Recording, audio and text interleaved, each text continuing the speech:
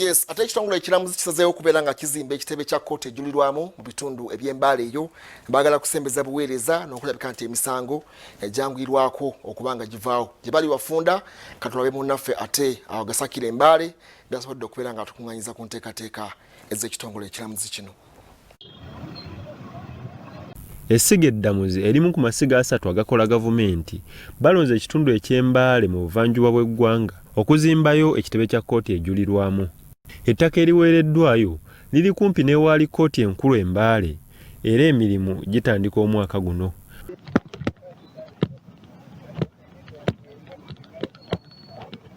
Ab'ekibuga Mbale bakwasiza abakulu okuva mu ssiga eddamuzi ekyapa ky'ettaka okugenda okuzimbibwa kkooti.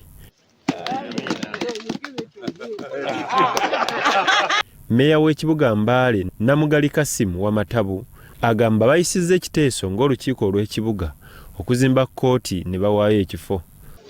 We have never bought land. I've been in the judiciary the last 26 years. We have never bought land. The local authorities give us land and then for us to look for money for view. They have quick decision making and they're development oriented because other people are still taking time. For them, they said, let's give you this land and they have given us. And once more, we have to thank them. Okwi John, town clerk ow'ekibuga Mbale ategeezezza nti bawadde ebyetaagisa okwanguya okuzimba omulimu. Ettaka lino kumpi lyagakubeera eka kubalisa around 0.7 hectares. So tulowooza nti limala okuba nga ekizimbe kino kuba kati tuzimba tudda waggulu. So tetuyitaaga ati ettaka ate wandibadde wanene nnyo. So kye tubasaba bakola design yaabwe ng'efittinga n'abantu basobola okupaakinga, basobola okutwala parking in the basement ne badda waggulu. Nakyo bakitukolera kuba gye tulaga okukosa omanyi nti ettaka terikwatika bulungi. Omubaka Masaba Kalim owa Industrial Division mu kibuga Mbale agamba bw'enaggwa ensanga egize gikandaalirira gyakuggwa mangu. I want practice.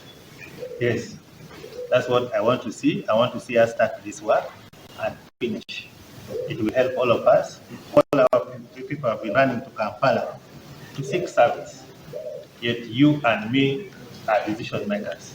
So kino tulaba nti kibadde kikosa abantu baffe naye nsuubira weenaabeera wano ejja kwanguya ku mirimu nti omuntu waffe bw'aba tali satisfied n'ensala ya high court wali ajja kutambuza ebigere adde wano ku court of appeal okutuusaayo omusango gwe gubeere nti gukolebwa. Abavudde mu ssiga eddamuzi balambisa abakozi b'ekibuga nti si baakugabana office nga bwe kibadde kiteesebwako ne bawa ensonga lwaki. Judiciary, that idea of impartiality, we need to be seen. So we normally don't share offices with other government agencies. Much as we are doing government work, just like the local authorities, the RSCC, and we all contribute to the overall goal of developing Uganda. Byamakumbi Emmanuel, Salty TV, Omunyo.